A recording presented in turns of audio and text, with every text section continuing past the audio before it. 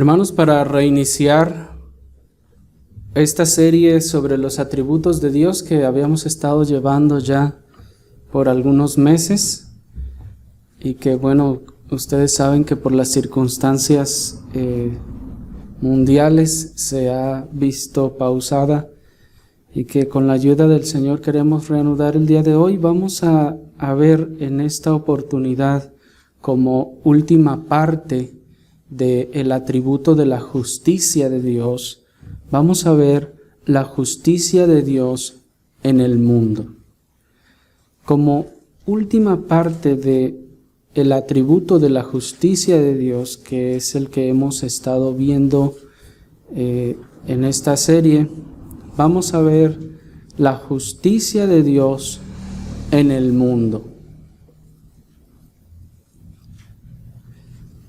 La principal razón por la que los que no conocen a Dios niegan la soberanía y el control de Dios sobre esta tierra, así como el hecho de que Dios en efecto haga justicia en esta tierra, es porque cuando observan a su alrededor y ven al perverso salirse con la suya y encima de todo prosperar, entonces tienden a pensar y decir: bueno, entonces Dios no está en control.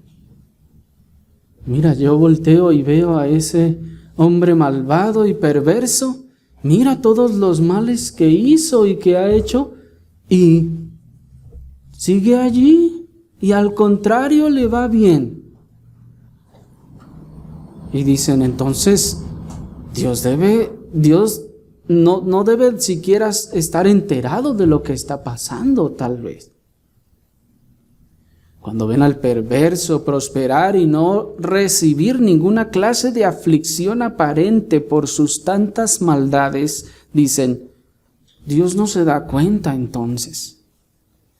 Dicen, Dios no ve lo que está pasando, dicen algunos. No hay justicia en este mundo. Dios no tiene que ver con esto. Él se ocupa en sus asuntos y Él no interviene, algunos otros dicen, en las cosas de este mundo. Y esa es la teología de muchas personas y muchas congregaciones en el evangelicalismo de nuestro tiempo. Se ve a un Dios allá en su gloria, sentado en su trono, ocupado en sus asuntos, y que dejó el mundo allí que caminara solo, que se rigiera solo, que se condujera y se guiara solo, y ya solo cuando las cosas están ya muy fuera de control, entonces dice, ahora sí, ya voy a intervenir.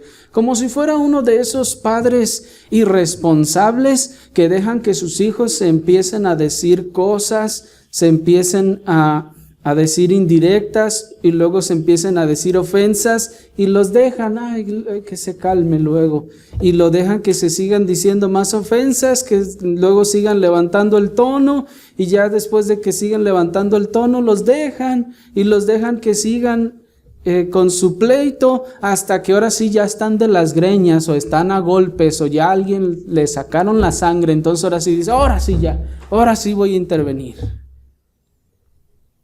¿Qué cosa tan deplorable es eso, hermanos, en una conducta de un padre?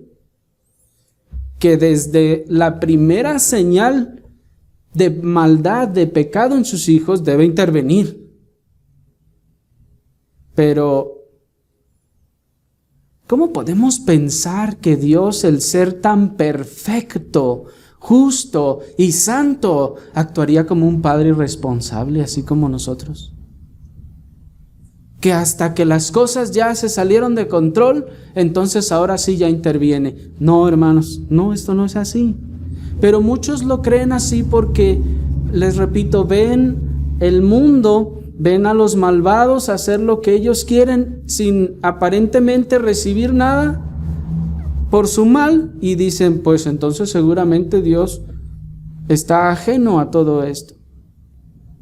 Y sobre todo cuando se trata de la justicia de Dios, ven al perverso florecer y que no recibe ningún castigo evidente o explícito por su maldad, y les parece una prueba irrefutable de que Dios no está en control ni hace justicia en este mundo.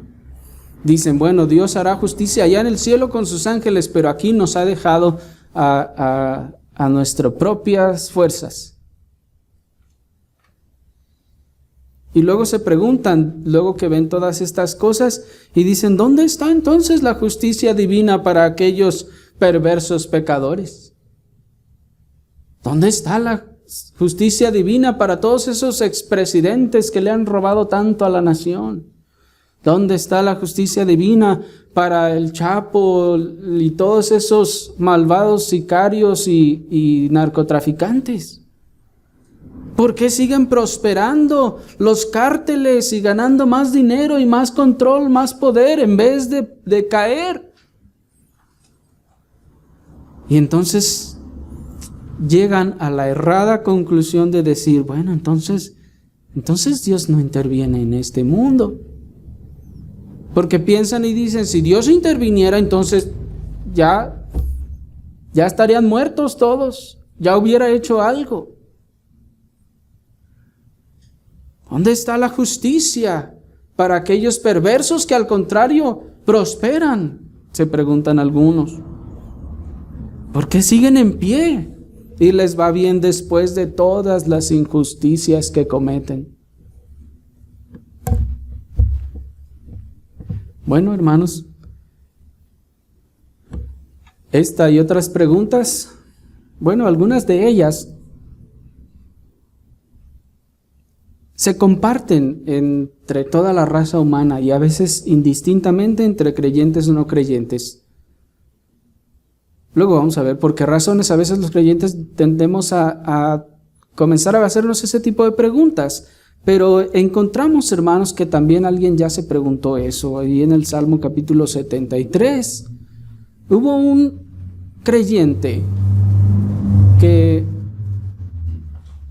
bajo ciertas circunstancias, como vamos a ver, también se hizo esas preguntas. Salmo capítulo 73. Vamos a leer del versículo 1 hasta el versículo 12 y luego saltamos al versículo 16 y 17. Están en el Salmo 73, versículo 1, dice: ciertamente es bueno Dios para con Israel, para con los limpios de corazón. En cuanto a mí, casi se deslizaron mis pies. Por poco resbalaron mis pasos, porque tuve envidia de los arrogantes, viendo la prosperidad de los impíos. Porque no tienen congojas por su muerte, pues su vigor está entero. No pasan trabajos como los otros mortales, ni son azotados como los demás hombres. Por tanto, la soberbia los corona. Se cubren de vestido de violencia. Los ojos se les saltan de gordura. Logran con creces los antojos de su corazón. Se mofan y hablan con maldad de hacer violencia. Hablan con altanería. Ponen su boca contra el cielo y su lengua pasea la tierra. Por eso Dios hará volver a su pueblo aquí, y aguas en abundancia serán extraídas para ellos. Y dicen, vuelve a hablar de los impíos que prosperan. Y dicen, ¿cómo sabe Dios?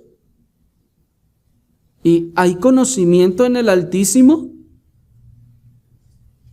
He aquí estos impíos, sin ser turbados del mundo, alcanzaron riquezas. Ahora saltemos hasta el versículo 16, dice: cuando pensé para saber esto, fue duro trabajo para mí, hasta que, entrando en el santuario de Dios, comprendí el fin de ellos. Hasta allí. Hermanos, como les decía, este tipo de interrogantes no solo llegan a ser hechas por el mundo incrédulo que no conoce al Señor, sino de repente también a veces en ciertas circunstancias algunos creyentes se llegan a preguntar estas cosas. Al ver, como les repito, todas estas maldades, e incluso como el salmista ya nos lo está narrando, se pregunta y dice, bueno, ¿y dónde está Dios? ¿Por qué les está yendo bien y encima a mí me está yendo mal? Pero hermanos, para comenzar a entender estas cosas, lo primero que quiero que notemos es que noten cómo comienza el salmista. No comienza diciendo, en cuanto a mí casi se deslizaron mis pies. No comienza con esas palabras, ¿se dan cuenta? Él comienza diciendo, ciertamente es bueno Dios para con Israel. Niños, si ustedes recuerdan, ya habíamos visto que en la Escritura, cuando se está hablando de manera profética, este Israel es el Israel de Dios, esto es, todos los creyentes salvos de todas las naciones de la tierra. Así pues, notemos cómo lo primero que quiere hacer el salmista es establecer que Dios, sin duda alguna, es bueno para con su pueblo. Dios es bueno para con su pueblo. Esto es que Él trata de apartarnos de ese trance fatalista que se apodera de nuestros débiles corazones y nos recuerda y nos dice, ¡hey! Despierta. Dios es bueno y ha estado siendo bueno para contigo. Porque hermanos, esta es una situación que se apodera de nuestras mentes y a veces también de nuestras emociones. Si nosotros nos agarramos a describir cómo está la situación política en nuestro país y empezamos a enumerar toda la cantidad de presidentes, gobernadores, jueces, policías y todas las maldades que hacen y las cosas tan terriblemente bajas, injustas y terribles que hacen.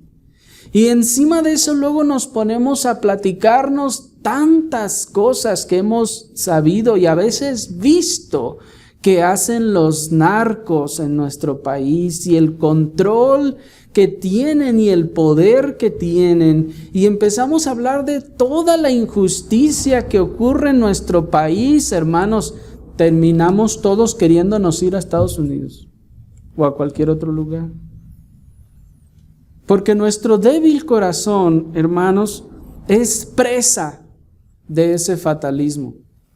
Y tenemos que tener cuidado siempre que hablemos de estas cosas, hermanos, porque tengan en cuenta nuestros corazones son débiles. Y si nosotros le damos pie al enemigo, se apoderará de nosotros y entramos como en una especie de trance en donde nos atrapa esa sensación de inseguridad, de desesperación, y empezamos luego ahora ya a ver las cosas con otra perspectiva. Y nos olvidamos ya de cuán bueno ha sido Dios y de que por la gracia del Señor a la mayoría de nosotros, si no es que a todos, ninguna de estas cosas nos ha alcanzado hasta hoy y que el Señor nos ha conservado la vida y que el Señor nos ha conservado la salud y que el Señor ha sido tan bueno con nosotros a pesar de que estamos viviendo en este momento una pandemia tan grande y que ha estado afectando a algunos conocidos y hasta familiares de hermanos nuestros. Entonces, ahora sí como que volvemos en sí y decimos, bueno, sí es cierto. Dios ha sido bueno con nosotros. ¿Sí me explico? Bueno. Pero recuerden pues que cuando dice que Dios es bueno para con su pueblo, está hablando con los creyentes, aquellos que tienen un corazón regenerado. Pues cuando dice para con los limpios de corazón, esto no está diciendo esos de corazón puro, no, aquellos cuyo corazón ha sido limpio. Esto es, que tienen un corazón regenerado. Y no debemos olvidar pues la bondad divina para con su pueblo y cómo ésta se manifiesta, hermanos, no solo cuando hay paz y prosperidad, sino aún también cuando hay aflicción o calamidades. Dios está bendiciendo a su pueblo. Voy a repetir eso, hermanos. No debemos olvidar que esta bondad de Dios para con su pueblo no solo se manifiesta cuando hay paz y prosperidad, sino que también se manifiesta, y voy a decirlo así, por medio de aflicción y de calamidad, bendiciendo a su pueblo. Oh sí, hermanos, la calamidad también viene de Dios, como ya sabemos, y ya hemos visto en esta serie de los atributos de Dios. La calamidad también viene de Dios, y con ella Dios también está ejerciendo su perfecta y sabia voluntad y está obrando en nosotros. El problema es que se suele pensar y definir las bendiciones como esos dulces placeres enviados para que nuestra vida sea más cómoda, cuando Dios debemos entender que está muchísimo más interesado en nuestro bien espiritual que el material. Solemos pensar y definir las bendiciones de Dios como dulces placeres enviados para hacer nuestra vida más cómoda, pero no. Pues Dios está muchísimo más interesado en nuestro bien espiritual que en nuestro bien material. Y si para hacernos el bien espiritual nos tiene que quitar lo material, lo va a hacer. ¿Quién de ustedes, si alguno de sus hijos se enferma, no estaría dispuesto a vender su vehículo si lo tiene para cubrir los gastos médicos de su hijo y que esté bien? ¿Quién no lo haría?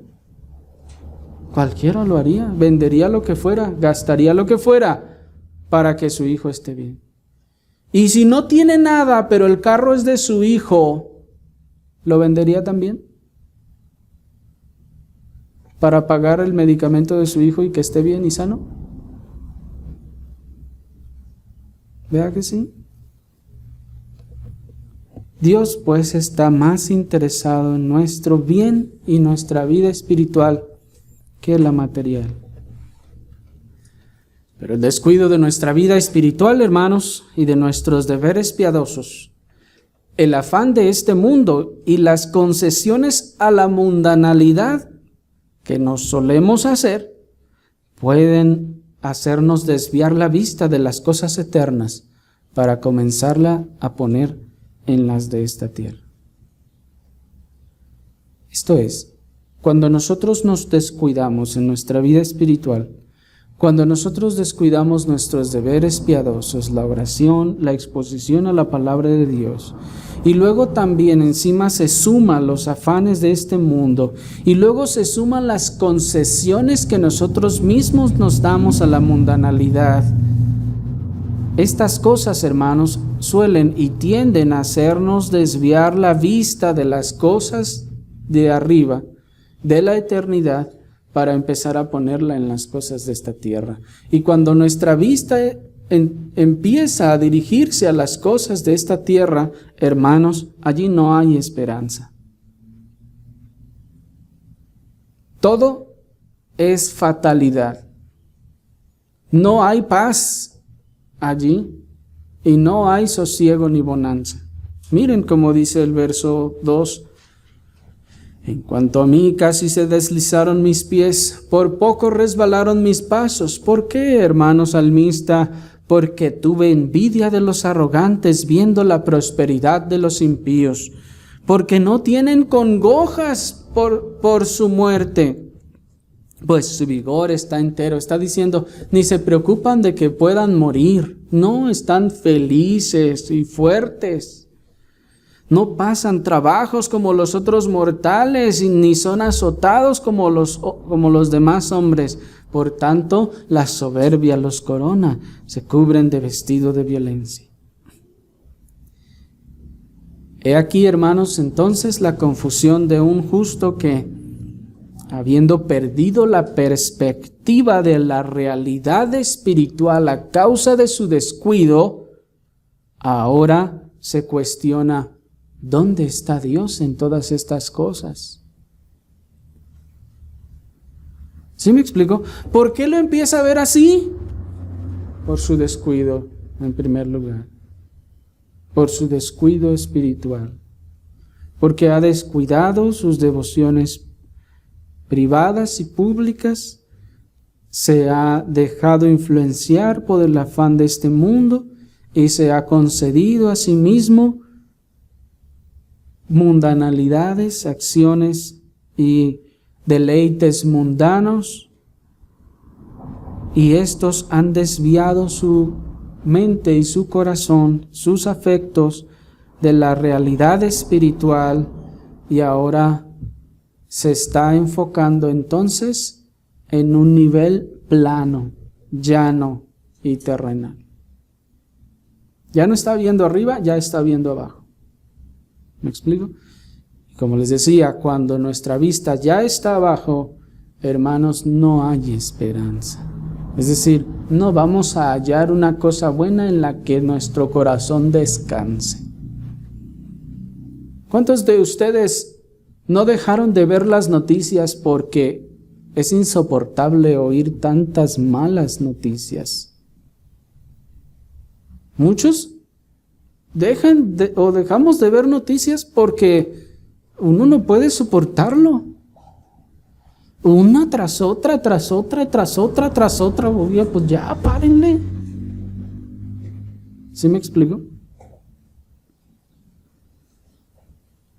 Pero no debemos, hermanos, pensar que Asaf, cuando dice que tuvo envidia de los arrogantes, envidiaba la libertad con la que los perversos pecan, ni que envidiara el hacer mal como ellos para prosperar, sino que lo que asombraba y perturbaba los pensamientos del salmista era la altura a la que habían alcanzado estos personajes a pesar de sus engaños y vilezas.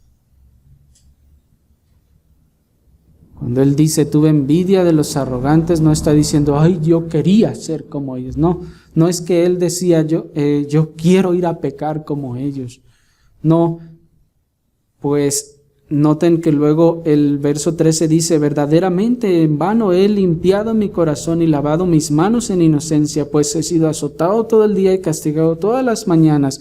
Es decir, el salmista no era que estaba diciendo, yo cómo hubiera querido pecar como estos también. No, él está diciendo, y a pesar de todo este mal que hacen, están en cargos más elevados. Entre más tranza, más arriba llega. ¿Me explico? Pero debemos reconocer, hermanos, que detenerse a pensar en cómo es que aquellos perversos, ladrones, asesinos, fornicarios, secuestradores, políticos, etcétera, no solo libran la justicia de los hombres, sino que aún más prosperan. Tal cosa ciertamente levanta en la mente de muchos un casi inevitable cuestionamiento de si Dios de verdad está interviniendo en este mundo o no.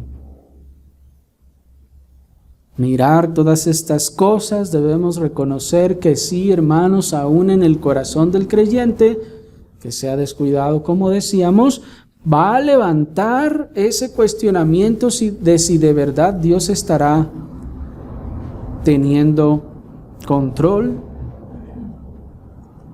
o está interviniendo en este mundo. ¿Por qué les va bien si están obrando mal? ¿Por qué no les ha caído un rayo o algo así? Hay gente que hace tanto mal y tan flagrante y terrible a la luz del mediodía. Ya no se esperan a la noche para ir y asesinar a alguien o asaltarlo. A mediodía, plena luz del día, van y roban hasta la viejita más indefensa y toda la golpean.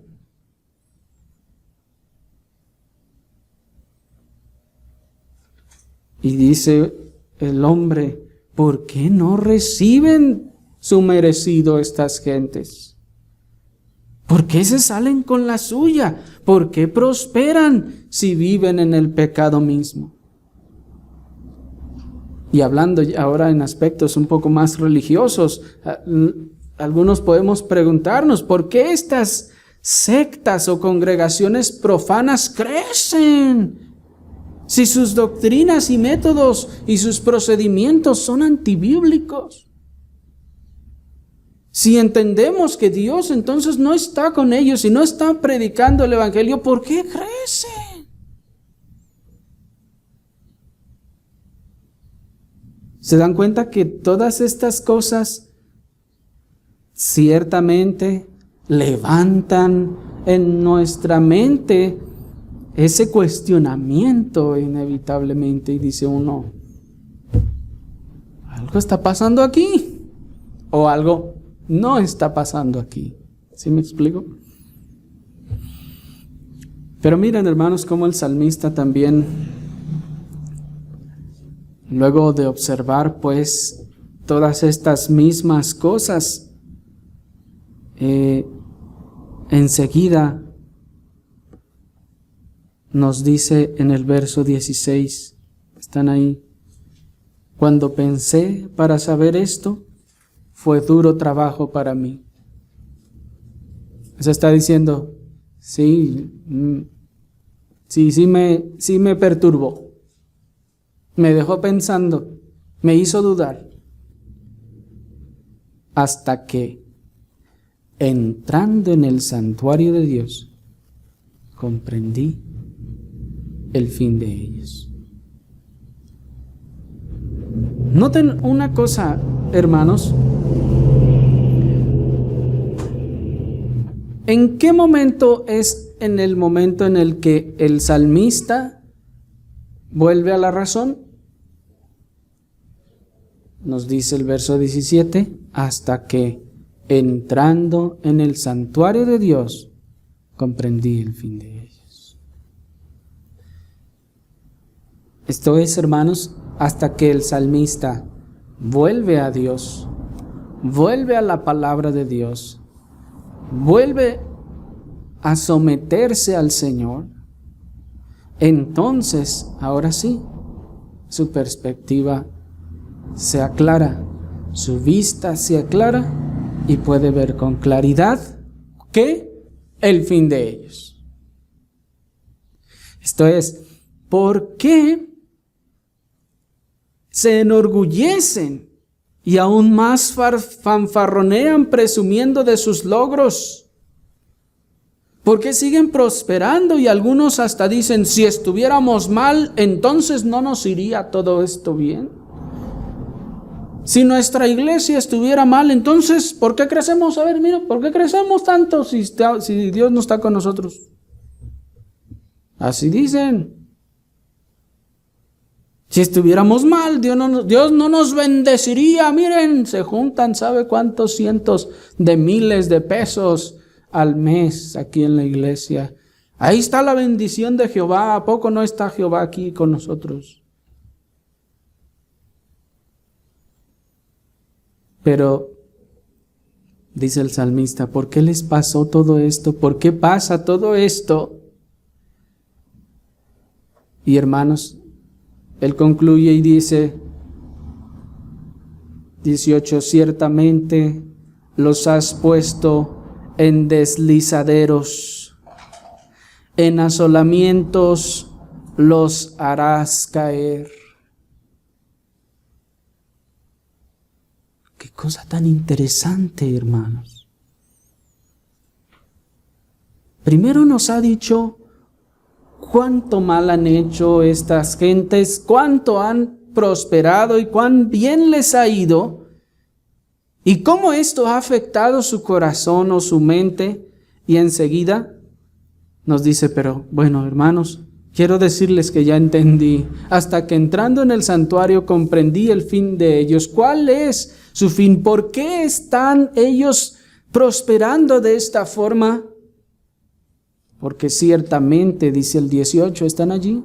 Ciertamente los has puesto en deslizaderos, en asolamientos los harás caer.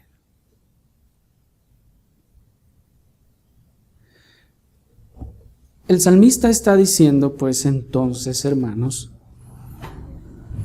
que por lo general, cuando estas personas malvadas siguen creciendo, siguen prosperando, siguen haciendo mal y no parece pasarles nada, nos está diciendo que es porque Dios ciertamente los ha puesto en deslizadero. ¿Qué es deslizadero? Bueno, imagínense ustedes como que está ahí al borde de una barranca bien profunda, pero ese borde está hecho de un plástico bien resbalosísimo y lleno de manteca. Y está bordeado así, no está a 90 grados, tiene una curva. Y está lleno de manteca y están parados ahí con medio zapato en la curva ahí para caer. Eso es un deslizadero. ¿Sí me explico? Y todo lleno de manteca. ¿Cuánto falta para que se caigan? En cualquier momento. Esa es la idea de un deslizadero. En cualquier momento, dice, caerá. La idea entonces del deslizadero es que sus días están contados y es que tiene ya una sentencia puesta. Porque si está en ese deslizadero, va a caer invariablemente. En algún momento caerá. Y en ese sentido podemos entonces decir que lo que les ha ocurrido a estas personas y por lo que han prosperado, por lo que les ha ido bien, por lo que parece que la justicia de Dios no ha caído sobre ellos y no han sido partidos por un rayo, es porque ciertamente el cuidado divino les ha abandonado.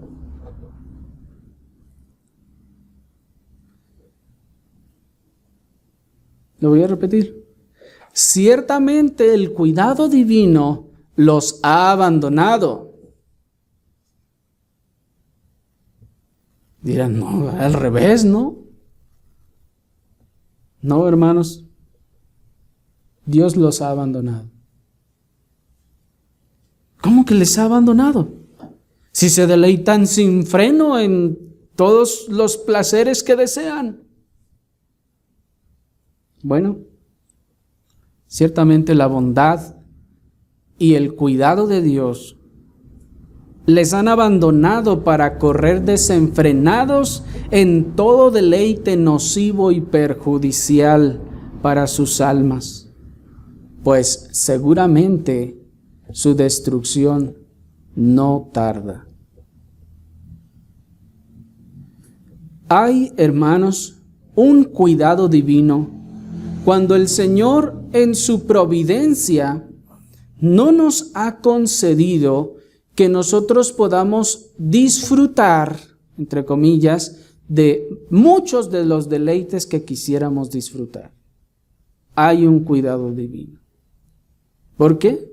Porque muchos de ellos o son nocivos o perjudiciales para nuestra vida espiritual o nos pueden conducir a asuntos o situaciones perjudiciales para nuestra vida espiritual. Y Dios nos cuida de que nosotros no corramos desenfrenados en esos placeres y deleites, pues nos está cuidando.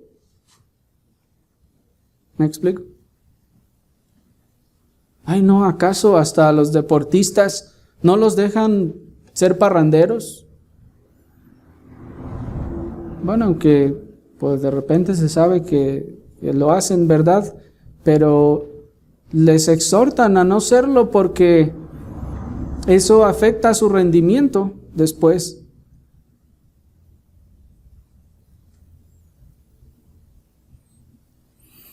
Dice un comentarista puritano: no pasan trabajos como los otros mortales porque Dios les ha concedido los deseos de su corazón para que, siendo sucios, se ensucien más todavía. Como un enfermo a quien el médico prudente no prohíbe nada porque su enfermedad es incurable. ¿Se acuerdan del deslizadero? Está en un deslizadero y es cuestión de tiempo para que caiga. La condenación y la muerte ya está dictada sobre él, sobre esa persona. Y cuando ya su condenación está dictada, ¿para qué ya le negamos los tamales y los tacos a aquella persona que pues ya mañana se va a morir?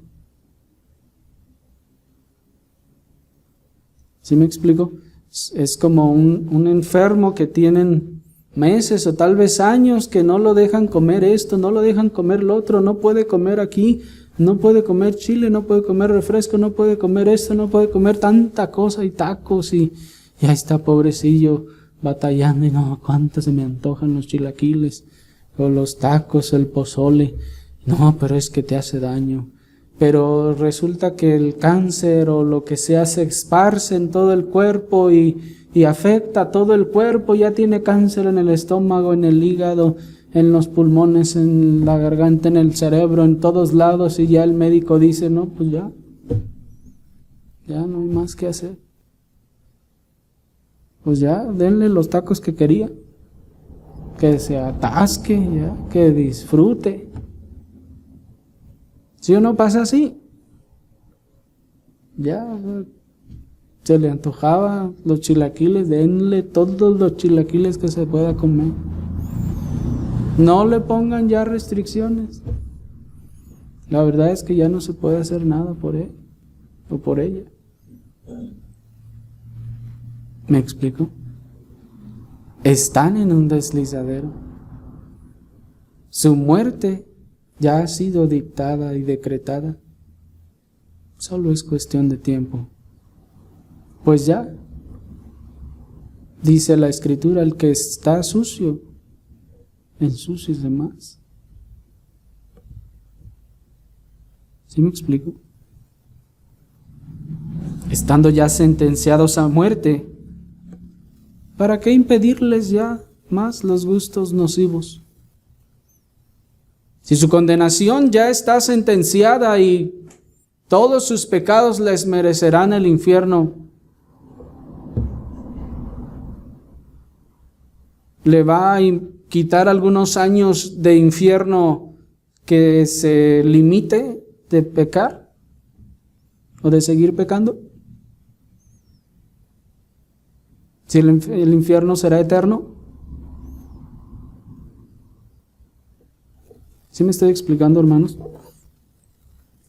Así que, lo primero, hermanos, que debemos entender para ir a la justicia de Dios en este mundo es que no hay razón para envidiar a los malvados.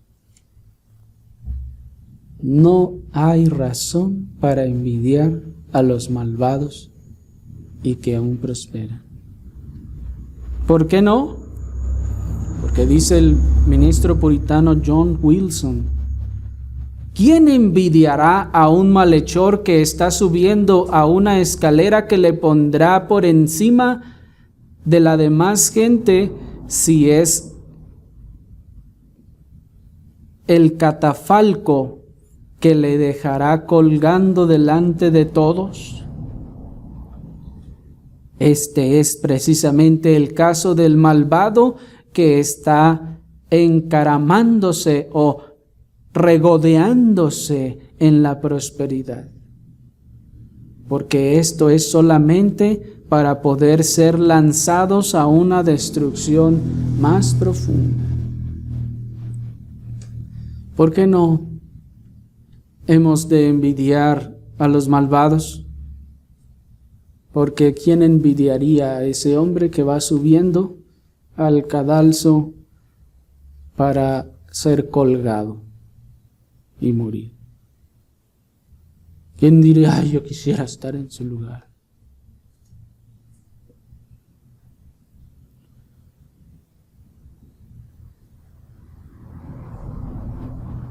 Así pues, hermanos, ¿cómo es que se da cuenta el salmista de todo esto?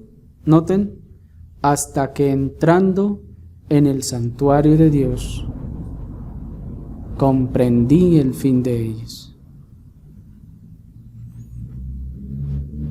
No se puede encontrar, pues, respuesta a todas estas preguntas e inquietudes que nos hacíamos al principio, ni se puede encontrar consuelo fuera de la instrucción de la palabra de Dios y esta que se enseña en la iglesia.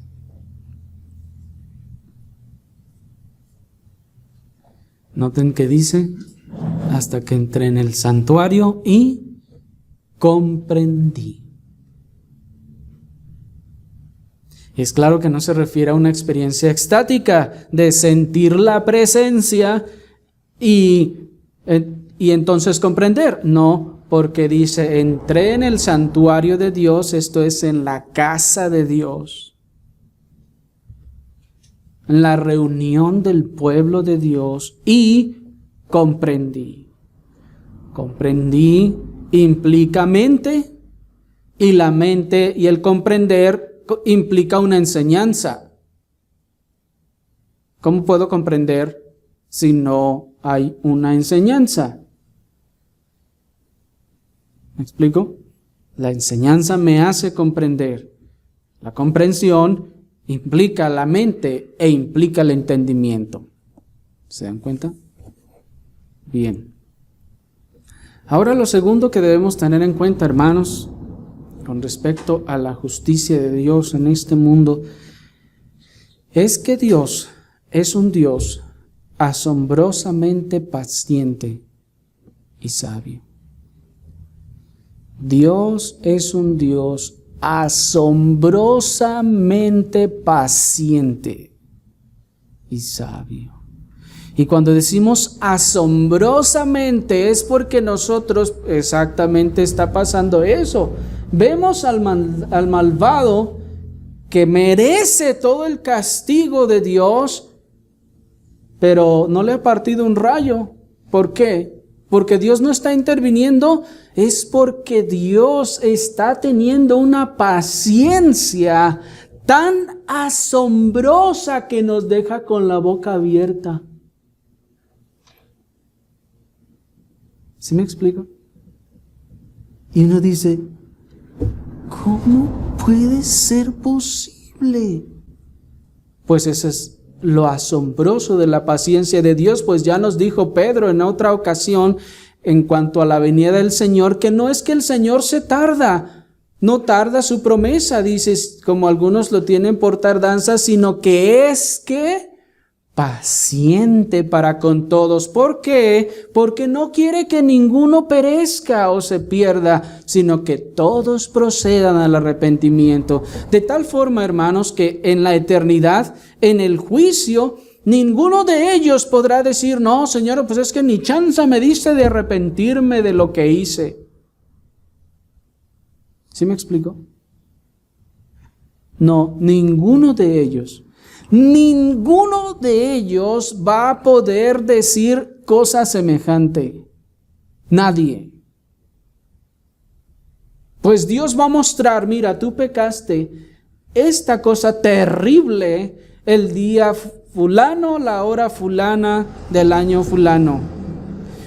Y mira cuánto tiempo tuve paciencia para que te arrepintieras. Y en vez de que te arrepintieras, seguiste y seguiste y seguiste pecando. Así que pues, hermanos, lo segundo que tenemos que tener en cuenta en cuanto a la justicia de Dios en este mundo es que Dios es un Dios asombrosamente paciente y sabio. Debemos saber que si bien Dios no es ese tirano colérico que se enciende a la primera provocación, sino que es clemente y misericordioso, lento para la ira y grande en misericordia, también Dios ha determinado en su soberanía una medida de misericordia en su paciencia para con los hombres y para con las naciones. Esto es, hermanos, debemos entender también, Dios no es un tirano colérico que se prende a la primera. Nosotros sí somos así y sí tendemos a ser así. A nosotros nos la hacen y luego ya estamos brincándole para desquitarnos. ¿Sí o no? A nosotros nos la hacen, inmediatamente queremos justicia. ¿Sí o no? A nosotros nos sacan la lengua poquito, nos tuercen la boca poquito, inmediatamente, al instante, ya estamos alebrestados, enfurecidos, encolerizados.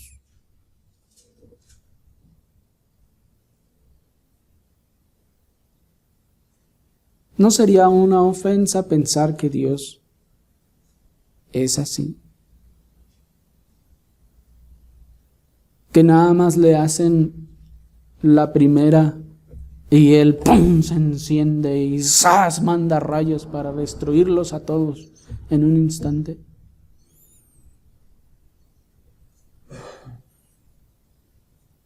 ¿Sí me están siguiendo? Pero recuerden, hermanos, que Dios más bien nos dice el Salmo 103:8, que Dios es clemente y misericordioso, que es lento para la ira y es grande en misericordia. La eternidad, hermanos, revelará tremendamente que aún al más miserable de los pecadores, Dios le tuvo una paciencia inmensísima. Y que le dio el Señor un tiempo inmensísimo para que se arrepintiera. Y no se quiso arrepentir.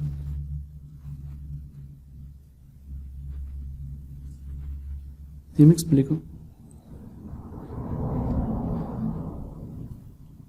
Pensamos a veces que Hitler era alguno de los más malvados, ¿no? Pero bueno, alguien ha dicho que estadísticamente en realidad no era de los más malos. Se dice que Stalin era todavía más terrible que él y algunos otros gobernantes del pasado. Pero bueno, tal vez Hitler es el que más conocemos y el que más nos gustó para enseñarnos con él. Pero imaginen pues entonces ¿cómo es la situación con él?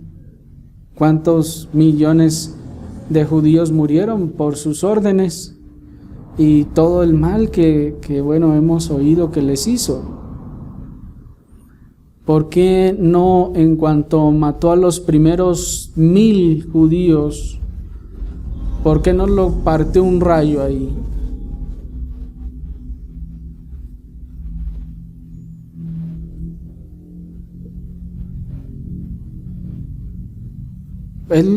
Ustedes saben que el 1 de septiembre de 1939 lanzó su ataque a lo que hoy es Polonia y perdieron la vida muchísima gente inocente. ¿Y por qué no lo partió un rayo? Al contrario, la guerra duró hasta 1945, 6 años. Y siguió, y siguió, y siguió, y siguió, y siguió, hasta que se suicidó en abril de ese año.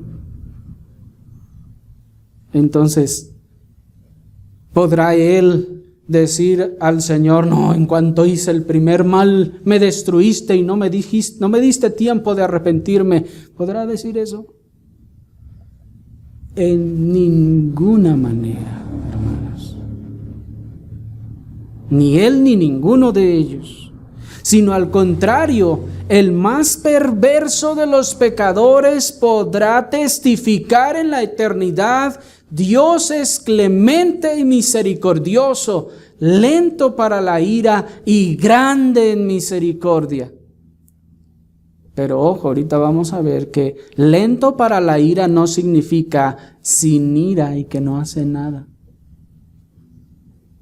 No, es lento, pero al final hay ira, si no hay arrepentimiento. Y Dios, pues, a la vez, a la par de esta realidad, Dios ha determinado, pues, en su soberanía, una medida de misericordia en su paciencia para con los hombres y las naciones. Esto lo vamos a ver con más detenimiento cuando vayamos a ver la ira de Dios, el atributo de la ira de Dios.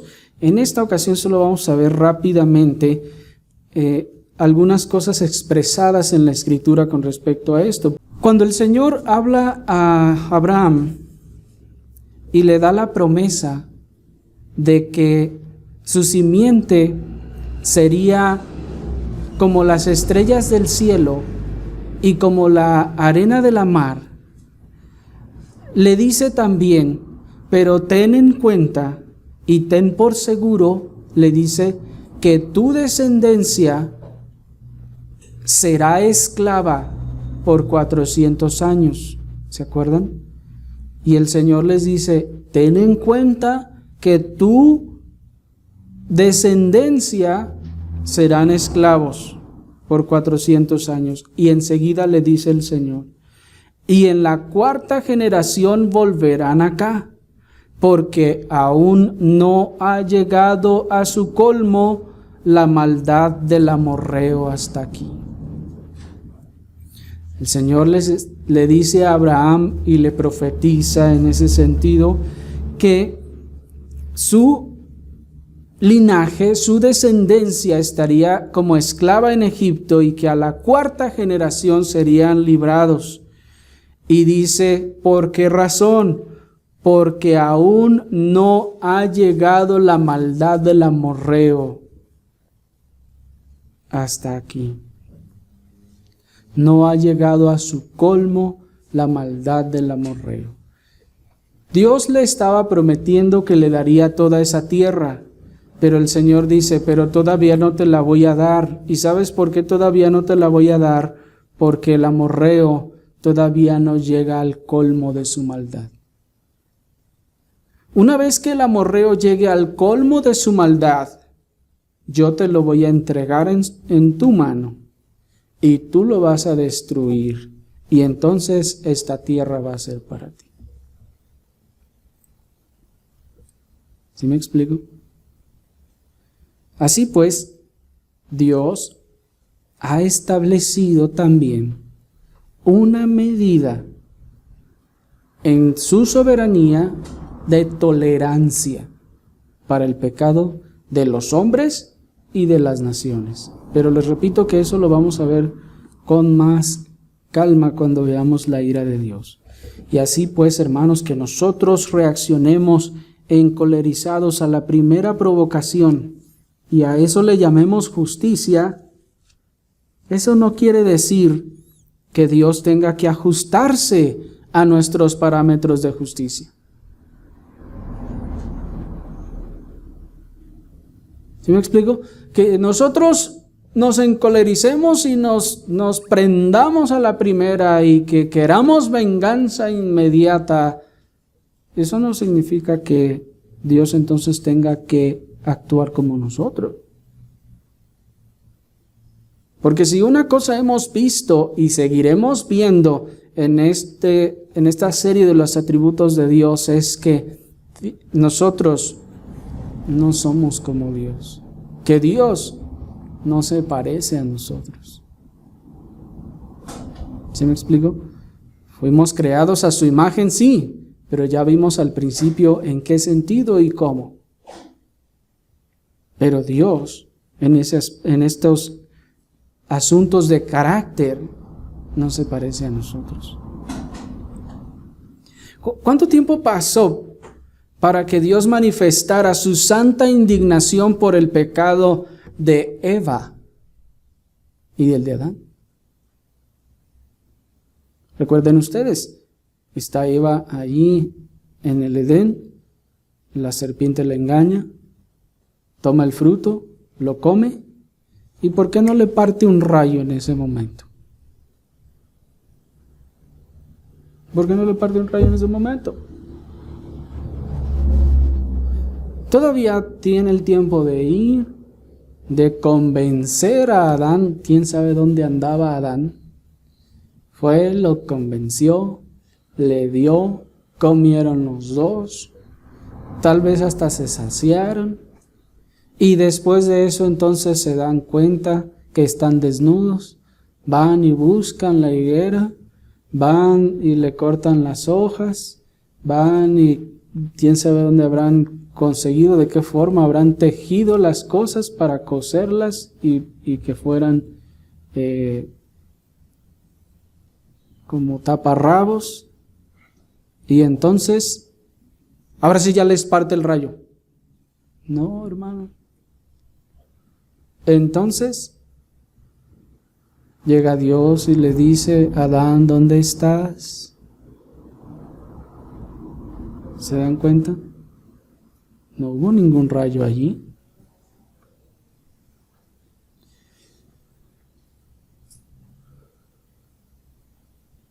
¿Por qué no partió un rayo a Caín en cuanto la sangre de su hermano Abel tocó la tierra?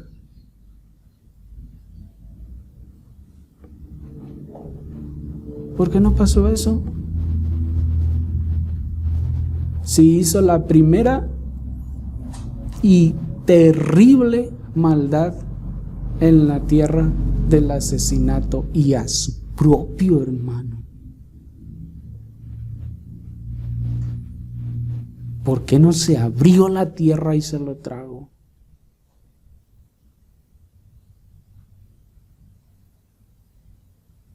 Miren la asombrosa paciencia divina, hermanos, que aún esperó 120 años antes de destruir a los malvados habitantes de la tierra antes del diluvio. Dios habla a Noé y le dice: Noé, edifica esta arca de esta forma. ¿Y cuánto tardó Noé en edificarla? 120 años. Y todo ese tiempo que andaba haciendo, ahí a trabaje y trabaje nomás, él estaba también predicando con su voz y con su trabajo en el arca que Dios traería destrucción. 120 años, y eso era de que ya Dios había llevado, la paciencia de Dios se había agotado por las maldades de la humanidad. 120 años todavía lo soportó.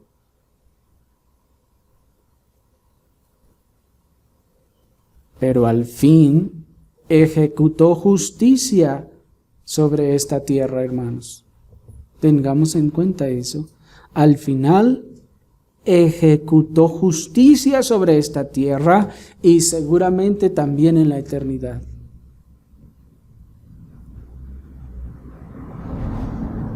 Esto es, Sí, Dios hace justicia en esta tierra, pero no va a ser cuando nosotros queramos. No va a ser cuando nosotros pensamos que es lo mejor, sino cuando Él, que es el ser más sabio del universo, sabe que es lo mejor. Cuando Él ya ha dado en su gran misericordia oportunidad y tiempo para el arrepentimiento. De tal forma que nadie, absolutamente nadie podrá decir que Dios no le tuvo paciencia. Observen también la paciencia divina con Sodoma y Gomorra, hermanos, lo cual es prueba irrefutable de la misericordiosa longanimidad de Dios para con los hombres. ¿Cuánto tiempo soportó Dios a Sodoma y Gomorra? ¿Y cuánto aún la soportó por causa de Lot? Pero noten que al fin, también al final, la medida de paciencia que Él determinó a estas ciudades se agotó y su justicia se manifestó en efecto en esta tierra contra esas ciudades y sus moradores y seguramente en la eternidad. Es decir, de forma segura en la eternidad también.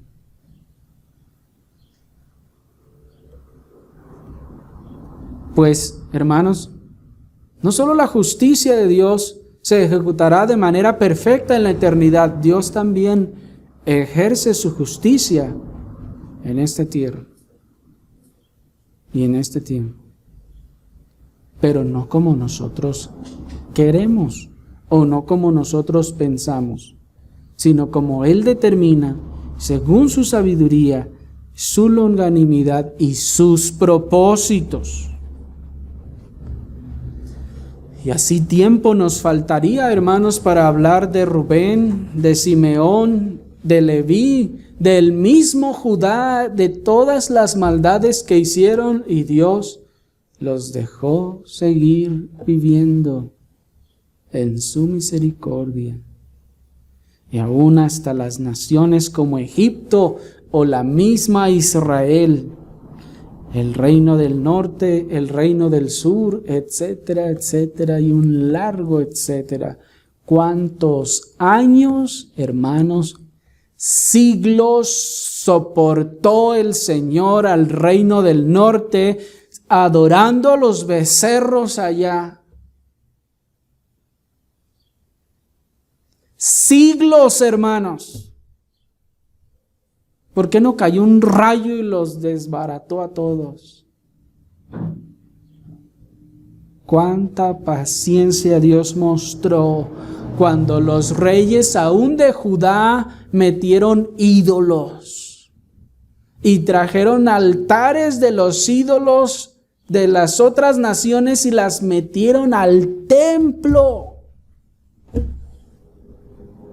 ¿Por qué no los partió un rayo como a Usa cuando intentó tocar el arca? Bueno, no lo partió un rayo, ¿verdad? Pero murió.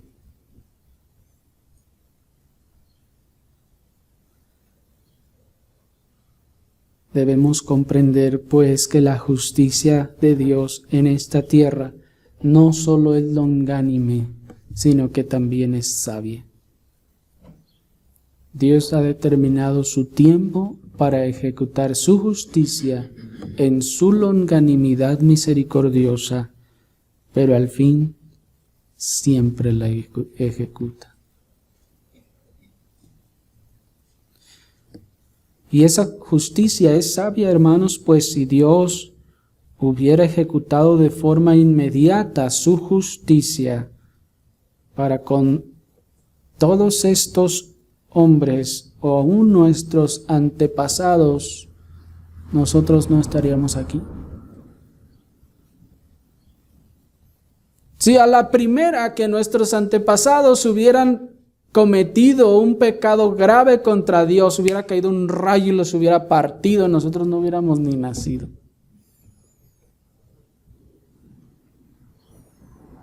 ¿Sí o no? Si Dios hubiera ejecutado su justicia de forma inmediata con todos los hombres, sin restricción, sin misericordia, sin longanimidad, ninguno de nosotros estaría aquí.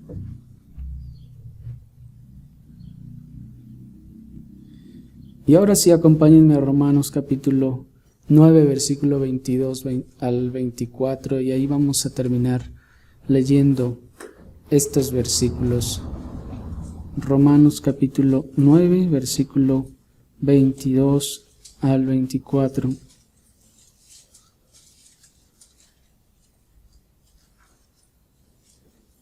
¿Y qué?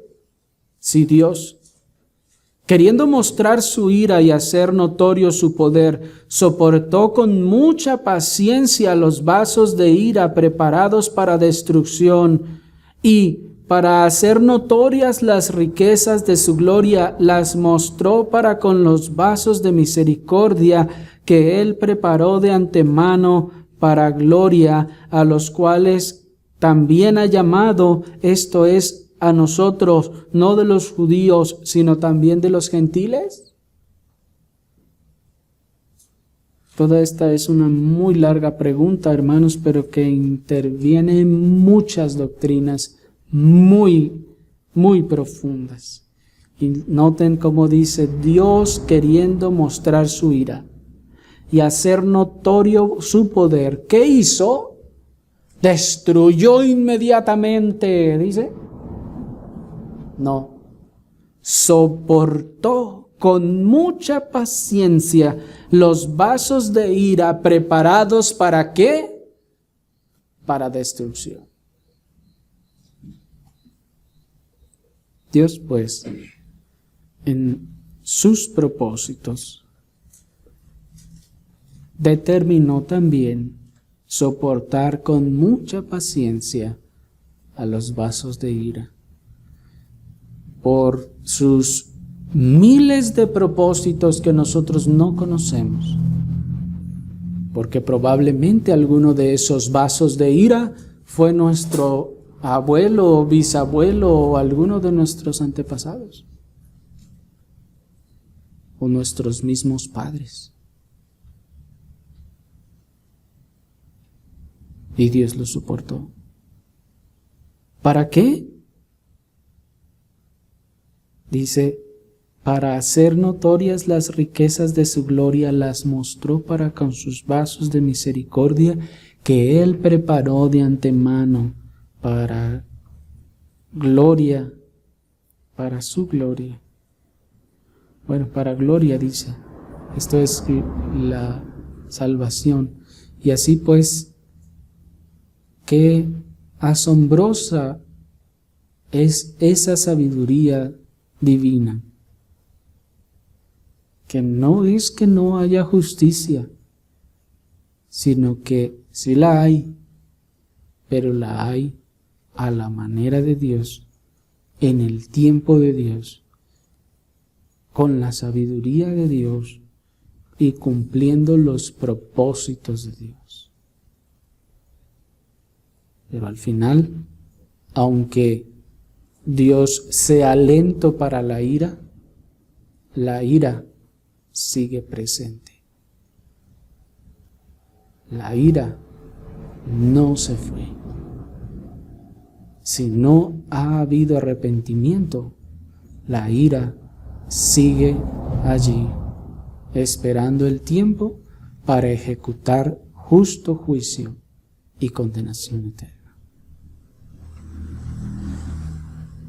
Oremos, hermanos, al Señor.